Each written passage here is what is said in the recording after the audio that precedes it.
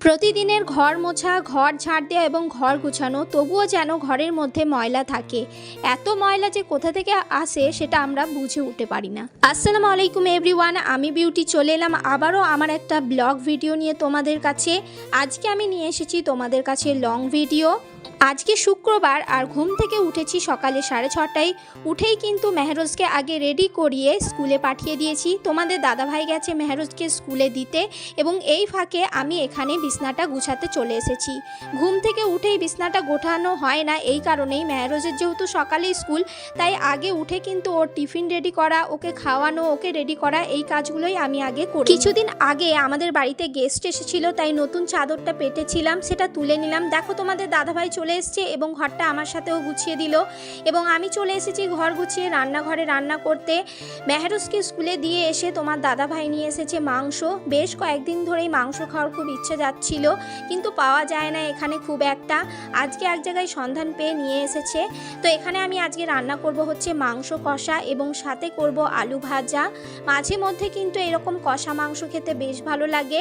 তো এইদিকে দেখো আমি কিন্তু একটা কাপড়কে ভিজিয়ে নিলাম এবং স্ল্যাবগুলোকে ভালো করে মুছে নিচ্ছি। কালকে রাত্রেবেলায় আমি কিন্তু সমস্ত কিছু মুছেই শুয়েছি, কিন্তু সারা রাতে টিকটিকি, ইঁদুর, আরশোলা এগুলোর উৎপাত থেকে তো রেহাই পাওয়া যায় না। পরিষ্কার জায়গা দেখলে যেন ওনাদের আরও ঘুরতে ইচ্ছা করে। তাই জন্য আমি কিন্তু ঘুম থেকে উঠেই রান্না করার আগেই কিন্তু আমি এগুলোকে ভালো করে পরিষ্কার করে মুছে নিই। সাথে করে কিন্তু গ্যাসটাকেও আমি মুছে নিই। যে জায়গায় রান্না করা হবে সেই জায়গাটা যদি মনের মতো পরিষ্কার করা থাকে, তাহলে দেখবে রান্না করতেও মন কাজে লাগে, মনটা ভালোও লাগে। তো এখানে দেখো আমি কিন্তু প্রেসার কুকার বসিয়ে দিয়েছি আর তেল গরম করতে দিয়ে দিয়েছি, পেঁয়াজও দিয়ে দিয়েছি। পেঁয়াজটা লাল হতে যেহেতু সময় লাগে, তাই পেঁয়াজটা লাল করতে করতে আমি কিন্তু বাকি যেগুলো মোছামুছি আমার পড়ে আছে সেগুলোকে মুছে নিচ্ছি। এই দিকে দেখো আমি কিন্তু সমস্ত স্ট্যান্ডগুলো হাঁড়ি রাখা স্ট্যান্ডগুলোকে তুলে নিলাম, সমস্ত জায়গাটা ফাঁকা করে নিয়েছি আমি এখানটা ভালো করে ক্লিন করে নেব বলে। তোমরা হয়তো আমাকে দেখে বুঝতেই পেরেছো আমি সকালবেলায় উঠে কিন্তু চুল আঁচড়াবারও সময় পাই না। আমি কিন্তু একবারে গোসল করে সেই সন্ধ্যাবেলায় চুল আঁচড়াই।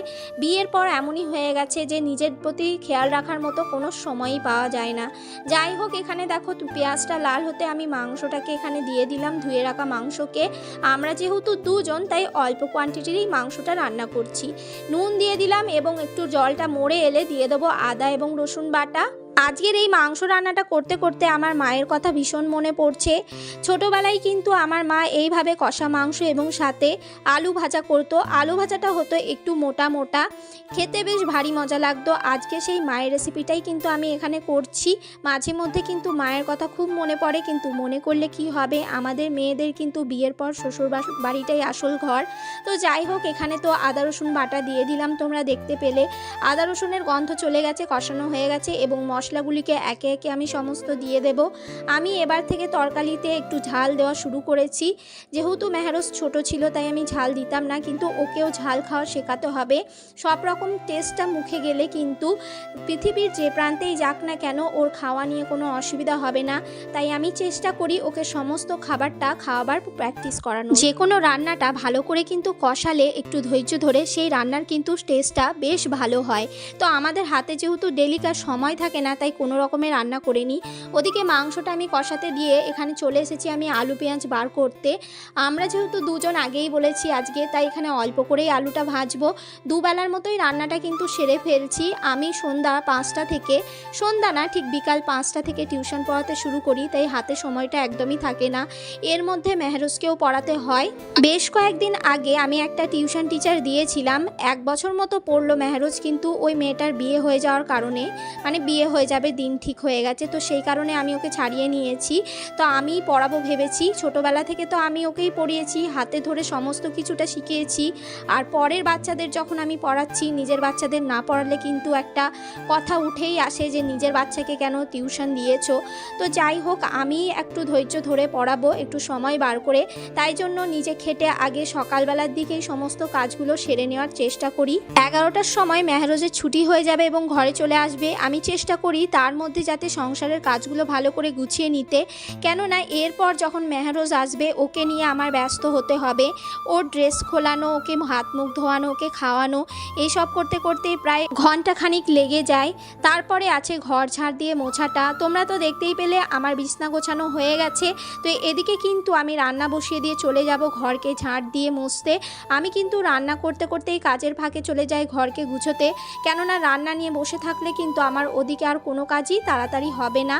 তো এদিকে দেখো আলুগুলো ছেলা হয়ে গেছে তাড়াতাড়ি। আজকে আমি চেষ্টা করলাম একটু নন বেঙ্গলিদের মতো ছুরি দিয়ে কাটতে, কিন্তু এই দেখো আমরা যেহেতু বাঙালি মেয়ে, ছুরি দিয়ে কাটতে গিয়ে কিন্তু সেই রকম শেপ হচ্ছে না একই রকম, তাই বাধ্য হয়ে আমাকে কিন্তু বটিটা নিতেই হলো। বটিটা কিন্তু হাতে নিতেই দেখো কত তাড়াতাড়ি আমার কিন্তু আলুগুলোকে কাটা হয়ে গেল। এই জন্যই বলে যে যে কাজটা যে দিয়ে পারে সে দিয়ে করাই ভালো। লোকের দিকে নকল করতে গিয়ে কিন্তু আমার দেরিই হচ্ছিল। যাই হোক, আলুগুলোকে আমি একদম কেটে নিচ্ছি। তোমরা দেখতে পেয়েছো আলুগুলো কিন্তু আমি খুব মোটাও করিনি, খুব পাতলাও করিনি, একদম মিডিয়াম সাইজের কেটেছি। এই রকম করে আলুকে কেটে ভেজে তোমরা খেয়ে দেখবে, আশা করছি ভালো লাগবে। একদম সিম্পল রান্নাই তোমাদের বলছি। আর এই যে জাল আলমারি থেকে বের করে নিচ্ছি কড়া, আর গতকালের মাছের ডিম ভাজা ছিল সেটাকেও গরম করে তুলে নিচ্ছি। বাকি আরেকটা প্যান বসিয়ে দিলাম, তার মধ্যে তেল দিয়ে দিলাম এবং ধুয়ে রাখা আলু দিয়ে দেব। ওদিকে কিন্তু আমার প্রেশার কুকারে সিটি হয়ে গেছে, কিন্তু চেক করে দেখে নেব যে হাওয়াটা প্রেশারটা লুজ হয়েছে কি না। এদিকে দেখো আলু তো দিয়ে দিয়েছি এবং এর মধ্যে দিয়ে দেবো নুন আর হলুদ পরিমাণ মতো। আমি আলু ভাজার মধ্যে লঙ্কা পেঁয়াজ এইসব দিই না, অ্যাভয়েডই করি। আগেই বলেছি ঘরে বাচ্চা আছে, সবেতেই যদি ঝাল দিই তাহলে বাচ্চা আমার খেতে পারবে না। এদিকে দেখো আমি কিন্তু মাংসের মধ্যে একটু ঝাল দিয়েছি, এবার আলুটাও যদি ঝাল করি তাহলে বাচ্চা খেতে পারবে না, সেই জন্যই কিন্তু আমি আলুটা একদম প্লেন করি। তো আলু ভাজতে দিয়ে চলে এসেছি এখানে চালটা মাপ করে নিতে। চালটা ধুয়ে রেডি করে কিন্তু বসিয়ে দেবো। এদিকে আমার কিন্তু ভাতটা হবে ইন্ডাকশানের মধ্যে আমি ভাত এবং চাটা করি। গ্যাসটা যতটা সাশ্রয় হয় সেটাই চেষ্টা করি। আমার যেহেতু একটা সিলিন্ডার সিঙ্গেল সিলিন্ডার, তাই খুব অসুবিধা হয় জানো তো। তো এদিকে দেখো আমার কিন্তু থালা রাখার র্যাকটা অগোছালো হয়ে আছে। আর এটা যদি অগোছালো হয়ে থাকে আর জিনিস এলোথেলো হয়ে থাকে, তোমাদের দাদাভাই কিন্তু আগে এসে সব ফেলে, কেননা ও একটা বাটি পারতে গিয়ে 4টে বাটি ফেলবে। ও আমার কাজ সবসময় বাড়ায়, কমানো কম করে। তো যাই হোক, এখানে গুছিয়ে রাখছি। আমার রান্নাঘরটা যখন নতুন করা হয় তখন কিন্তু এই থালা রাখার র্যাকটা আমার মা গিফট দিয়েছিল। সত্যি কথা বলতে আমার রান্নাঘরের বেশিরভাগ জিনিস কিন্তু আমার মায়ের দেওয়া। তো যাই হোক, এদিকে আমার আলু ভাজাটা হয়ে গেছে, আমি কিন্তু স্ট্যান্ডের মধ্যে রেখে দিয়েছি। আর সাথে করে কিন্তু আমি মাংস কষাটাকেও নিয়ে রেখে দিলাম। এবারে ভাতটা হয়ে গেলেই কিন্তু আমার রান্না প্রায় কমপ্লিট হয়ে যাবে। এদিকে কিছুটা কাজ